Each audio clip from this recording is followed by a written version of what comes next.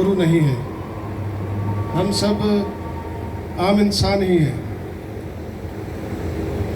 समता, स्वतंत्रता, न्याय और बंधुत्व, ये डॉक्टर बाबा साहेब अम्बेडकर का सिद्धांत था।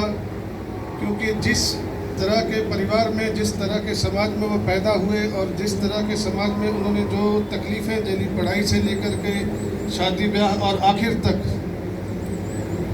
उन्होंने फिर उसी ही समाज के लिए लिया, पढ़ाई की, काबिल बने, पदवियां हासिल की, डिग्रियां हासिल की और लड़े। तो उनकी लड़ाई में जो उनके साथ जो इनको होना चाहिए था, वो उनके खिलाफ भुगतते रहे। ये बात कोई कहता नहीं है। बाबा साहेब ने बड़े ही दुखी मन से पूना पैक्ट पर अपने सिग्नेचर किए थे। बाबा साहेब के अगेंस्ट में कौन भुगता था? तो वो गांधी जी थे,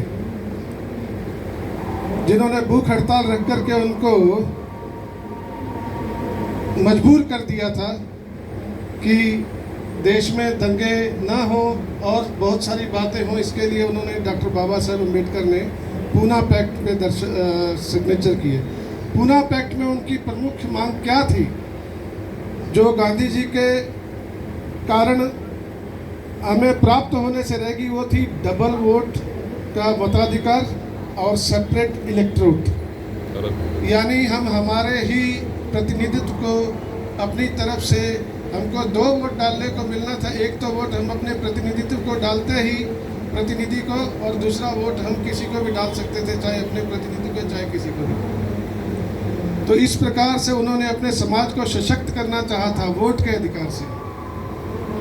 फिर जब उन्होंने पूना पैक्ट के रास्ते से वो एक बैटल हार गए, तो दूसरी उन्होंने फिर वोट के ऊपर में और संविधान के ऊपर में पूरा ताकत लगा दिया अपना।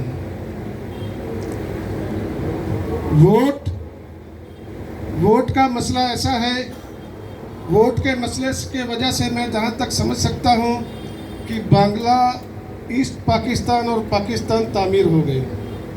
देश में दरारें किसी सांप्रदायिकता के कारण नहीं पड़ी, वो वोट के कारण थी। क्योंकि अगर इतने मुसलमानों को इस देश से बाहर 2-3 देश बना के ना निकाला जाता, तो आज के समय में वोट का कुछ और ही मजा होता। और संविधान को जो उन्होंने ताकत दी, वो हम सबके सामने है। संविधान ने अलग अलग इंस्टीट्यूशंस का निर्माण किया। उन्होंने न सिर्फ कानूनी, संविधान जो है सिर्फ कानून नहीं है कि किसी को दंड कैसे देना है। संविधान ने हमें राजनीतिक और सामाजिक रूप से भी खड़ा करने की कोशिश की, तैयार की। ऐसा प्रारूप उन्होंने संविधान का दिया था। आज क्या हो रहा है? आज आपसे आपकी वोट का हक जो है लगभग छीना जा चुका है। पहले जब बैलेट पेपर से वोट होती थी, तो ज़्यादा से ज़्यादा बूथ लूटा जाता था, मत पत्र, बैलेट पेपर भी चोरी बदली हो जाती थी, लेकिन वो दिखाई पड़ता था।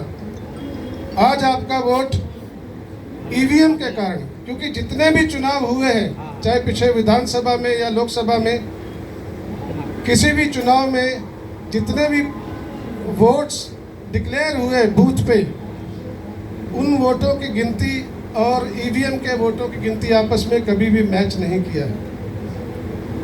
और एक घंटे में कितने लाखों वोट पड़ जाने, दिन भर में एक बूथ पे लाखों वोट नहीं पड़ सकते।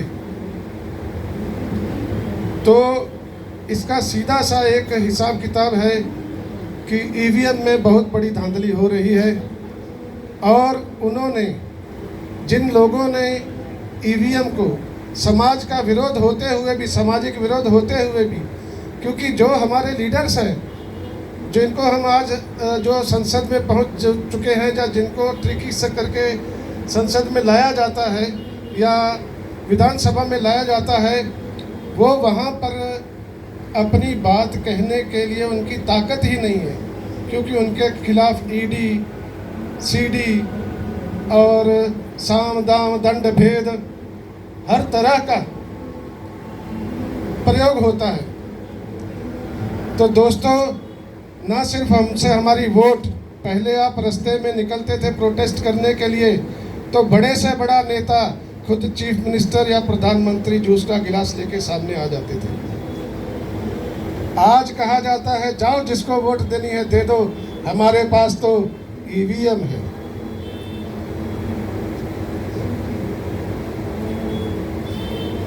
ईवीएम के अलावा हमारे पास दूसरी ताकत थी हमारे संविधान की। आज आप देख रहे हो संविधान में अमेंडमेंट कर करके कितने अमेंडमेंट कर दिए, वकीलों के ऊपर, किसानों के ऊपर, ट्रेडर्स के ऊपर, मजदूरों के ऊपर, मीडिया पर, हर तरफ से आपको गुलाम बनाने की कोशिश हो रही है और गुलाम बनाया जा रहा है। मैं कहता हूं, अगर डॉक्टर बाबा साहेब के सपनों का भारत हमें चाहिए तो हमें इस संविधान की भी रक्षा करनी होगी और हमारी जो ताकत थी, जो हमको शासक बनने के लिए दी थी, वो थी हमारी वोट। हमें ईवीएम का जबरदस्त विरोध करना चाहिए और वोटिंग बैलेट पेपर से ही होनी चाहिए। ये हमारी डिमांड है हमेशा के लिए। और जब तक ये होगा नहीं, हमारे को हमारे हक और हकूक हासिल होने वाले नहीं हैं। इतने समय में इतना ही मैं बता सकता हूँ आपको, क्योंकि 5 ग्राम दूध से बन सकती, 5 ग्राम दही से लस्सी भी नहीं बन सकती। सिर्फ दही जमाया जा सकता है, वो करने की कोशिश मैंने कर दी है। धन्यवाद।